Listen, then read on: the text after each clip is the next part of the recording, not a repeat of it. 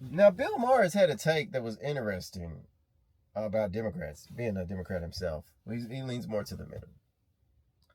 And he's basically saying, which I find it obvious when I look at what's going on. But maybe just because I'm working class, whatever. Uh, he's saying that basically Democrats are still playing a losing game. They're still trying to do things that didn't work because people have seen evidence of it not working, and they're still trying to push for it to be. And he seems to think, he's speculating that the Democratic Party is going to collapse on itself because they're standing for things that people don't agree with and didn't work. His argument is that voters, especially in the middle, tend to decide who wins and who loses, the people in the middle. And often the ones that crucially vote the middle are the ones who look at results, not rhetoric. And that actually makes sense. I think that's a pretty interesting assessment, because how else would somebody like Trump be elected, being that he was never a politician? And he got reelected after losing. How did he make that comeback? All those people in the middle looked at results, didn't they? Like I said, I don't like the way he talks, might not agree with everything he says, but the direction the country was going in when he was in charge was very different than when Biden was in charge. And I think Bill Maher, that was really interesting how he started that. And he's like, there's proof of it.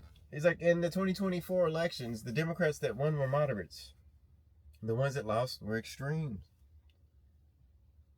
And he says, like, you can, which is true, you could look at Venezuela, was in the 90s was the richest country in Latin America, and then when they took on socialism, they became the poorest.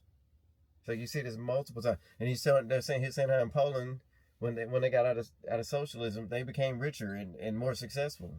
Now, I'm not being as specific as he was, but he's giving real world examples of what's happened outside of the U.S. and things that have happened inside of the U.S. of how socialism. And then he also identifies, which I totally agree, there are a lot of things that are socialized to soften the edges of capitalism. And I agree. I think there are some things that do need to be socialized that just aren't meant to make profit. And you pay taxes and you expect those kind of things to happen. That's one of the benefits of it. And I totally agree with that. There should be some level of socialism, but socialism cannot run everything, because not everything, some things have to fail. Some things need an incentive. Well, I would say most things need an incentive. And socializing everything takes that away, and that would just flatline the economy. It'd ruin the economy. Fire department, socialize it. Police will socialize that, right? Things like that, yeah. Security, protection, yeah, we'll socialize that. But if you're trying to start a business, you want to open a grocery store? No. That would just stifle things. You just got to look at countries that's tried it. And I think Bill Maher's right. That's what you got to do. You got to look at the countries that have tried it. All right, good people.